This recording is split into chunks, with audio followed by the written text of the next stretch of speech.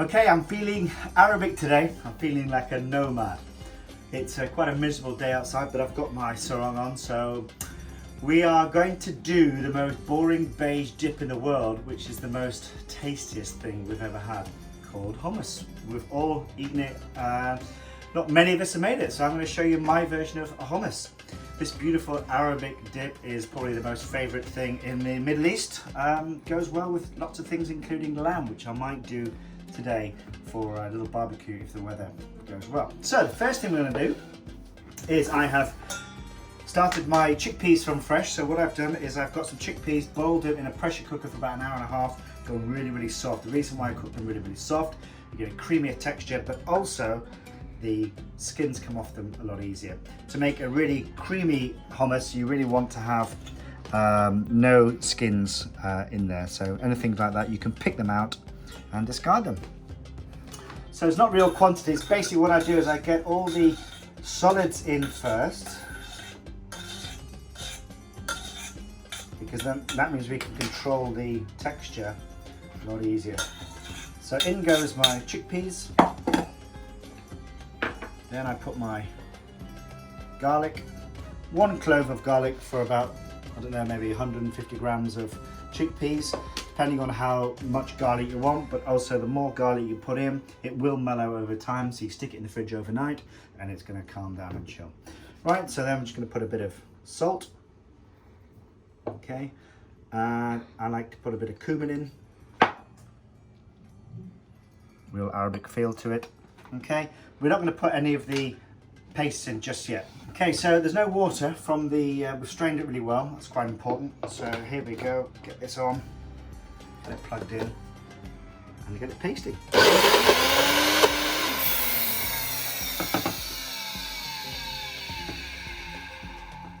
At this point what I've done is, you've noticed I've kept some of the cooking liquor back, because obviously there's lots of flavour and starch in the cooking liquor.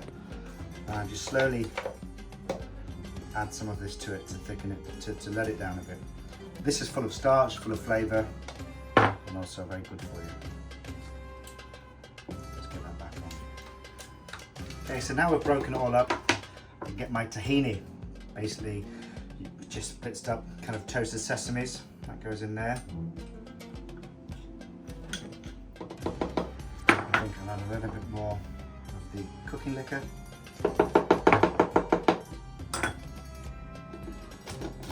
Back on. So it's starting to thicken up now. This is where I add my olive oil.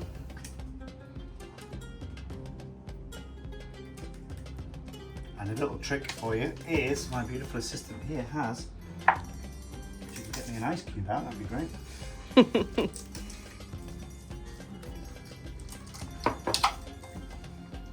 Ice cube will help the starches to emulsify, and you're going to get a really light, fluffy hummus if you want. So stick the ice cube in, and now we can go with our liquids.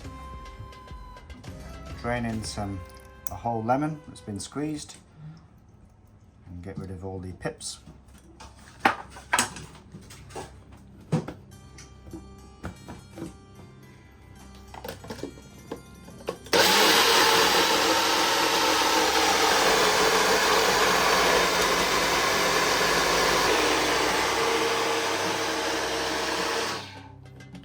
Don't be afraid of getting the blender to really work hard. So you really want it going for a good couple of minutes here.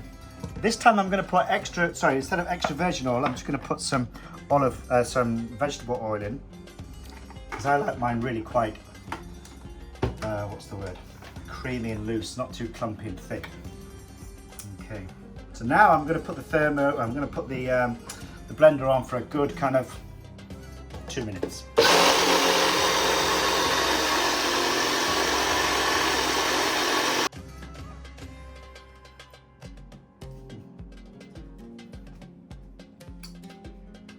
Very good. Okay, when I'm happy now, this has all been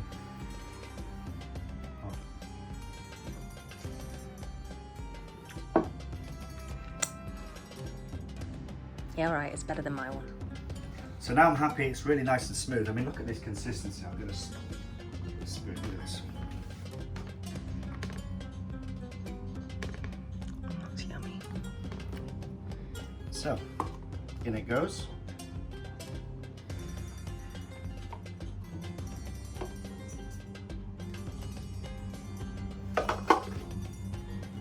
Ready for some dips. And I like to finish it off with a nice bit of garnish. What I do is I get a spoon, okay, and get some oil on the back of the spoon.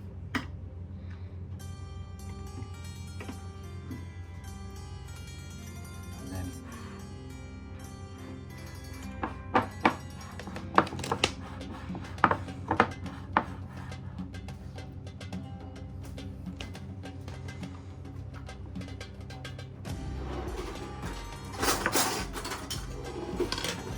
so I kept some of the chickpeas back, just dress them a little bit with some salt, and then I put a little bit of oil.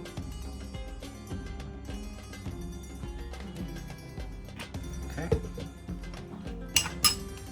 chickpeas go in the centre, like that. And then I like to cheat a little bit, so what I do is I like to make a little garnish it all up, bit of paprika,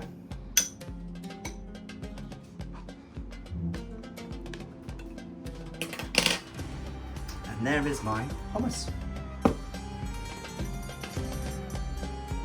So I grew up on hummus. I love this little dip.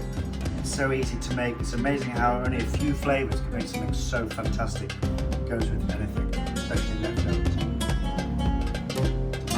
Bread, vegetables, meat, same.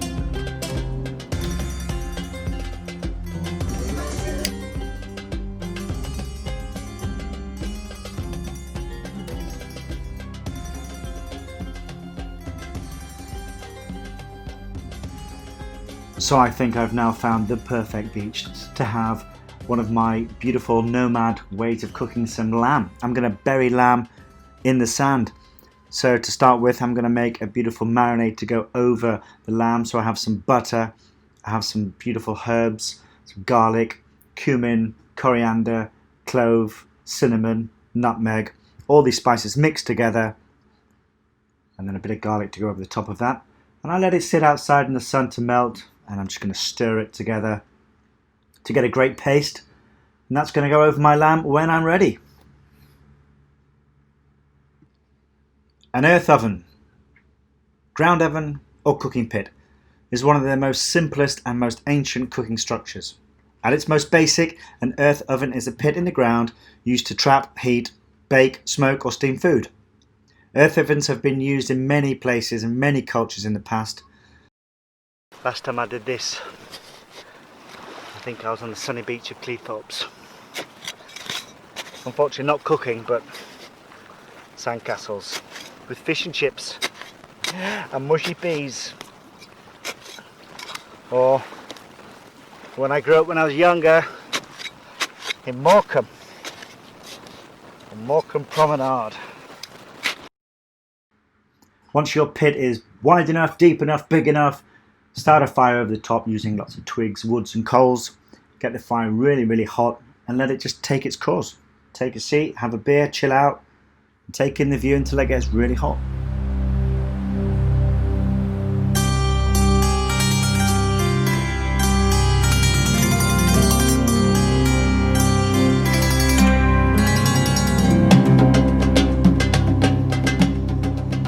Once you're happy, all the wood is burnt down, all the coals are red hot, dig a little hole, it's piping hot, but we're ready to start putting some food on.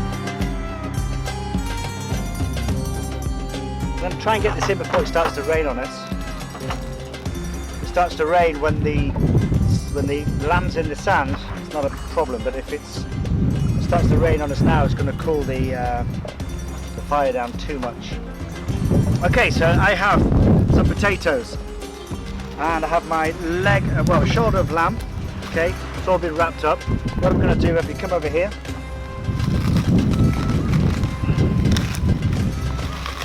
I have that marinade that I made this morning of all my spices.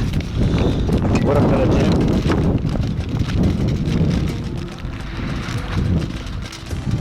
I'm going to get this on. Okay, so there's my lamb. Now what I'm going to do, the butter is there to create moisture, steam and everything else, because we want this really nice and juicy. So I'm going to protect this with some whole carrots, okay, like this. I'm going to get my onion.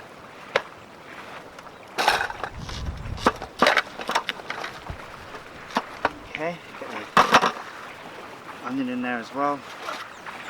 Another half. Okay, like that. Make some space here.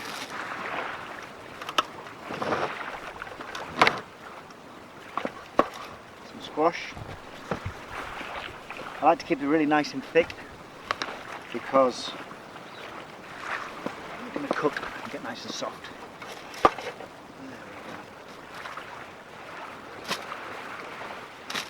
Don't need all of that, I don't think. And then some real hunks of cabbage.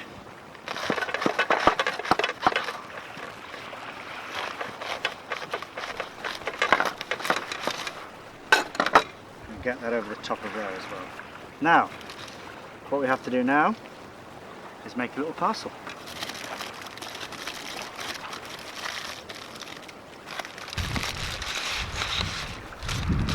So we're going to get a nice steam on this. We're going to wrap it 3 or 4 times. Keep all that steam in. All the spices from the butter are going to melt. It's going to be delicious. Okay. A bit more manageable now.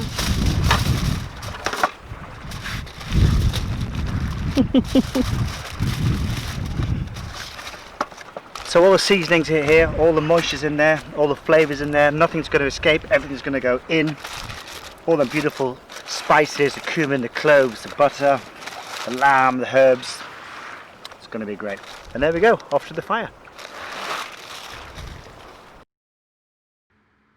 Okay, so there's an enormous amount of heat in this fire pit now. I can't just put the lamb straight on top of the coals. It's going to be too hot and I don't want to kind of burn it. So what I'm doing, I'm just kind of mitigating the heat. I'm going to put some sand over the top just to cool the heat down a bit and kind of evenly distribute the heat through the sand. Then with a very short shovel, put over the hot coals over some of the top of the lamb to kind of sandwich it between the top and bottom. Take the pane and get an even coating over the top, and then finally bury it all up with sand again.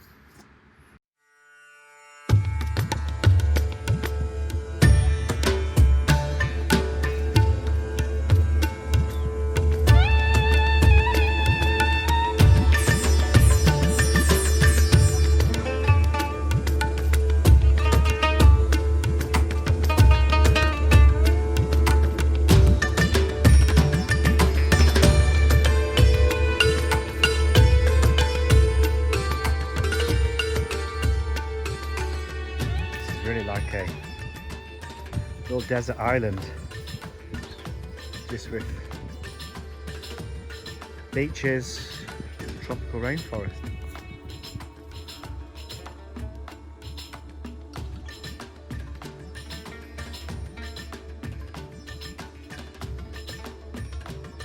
At least I can see where my boat is.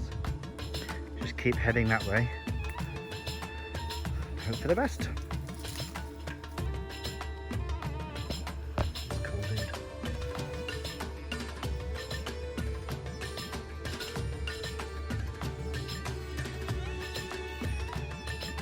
Claws on there, isn't there?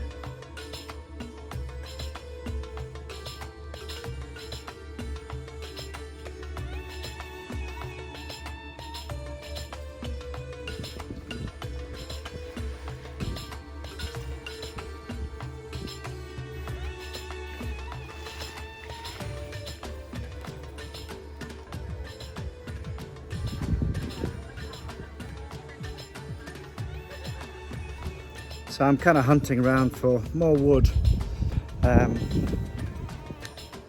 see if I can put some heat on top of the sand to make a little burger. So you've got heat coming from the bottom, heat coming from the top, and try and cook that lamb perfectly. It's quite exciting to work out whether this is going to work or not. And if it doesn't, then we'll use the barbecue to cook it. What can go wrong?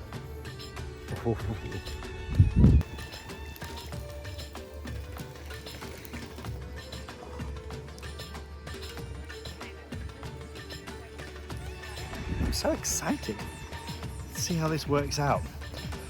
I'm just wondering if it's going to be a disaster or the lamb's going to be really delicious. It's one of these things, unlike most things I cook in the kitchen, I can tell there and then. I can kind of prod, touch, taste, peek in the oven, look through the glass. This one, it's just a pit. It's just a fire pit, and I'm not used to not being able to see what I'm cooking. I'm completely blind, which is quite fun.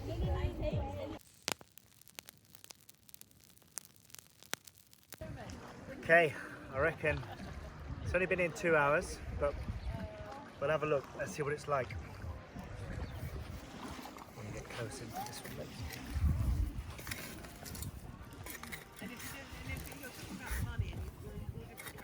Oh, there it is. Yeah, you want to be careful that you don't get the sand in it, don't you? Well, there's still a lot of heat there, isn't there?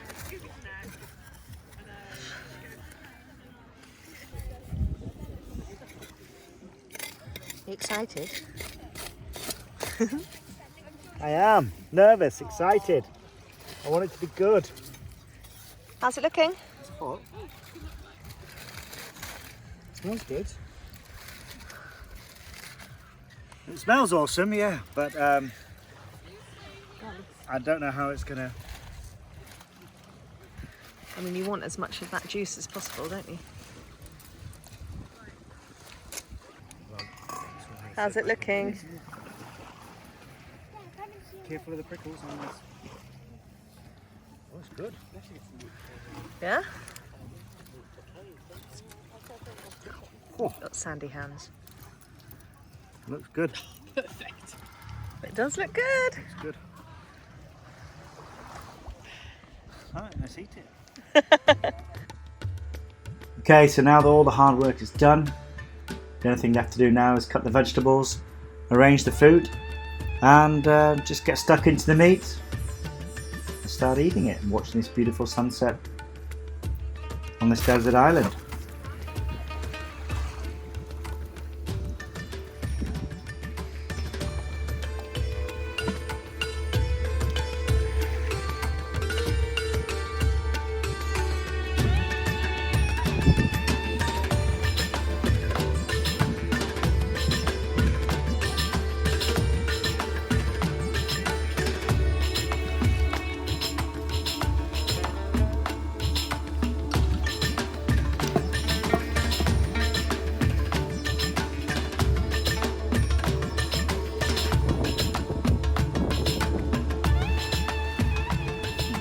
Oh my god.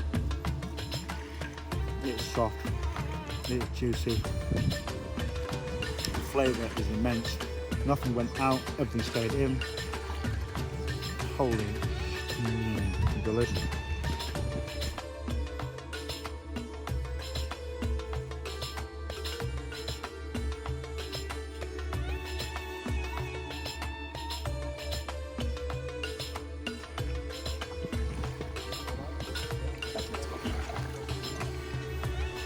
Amazing.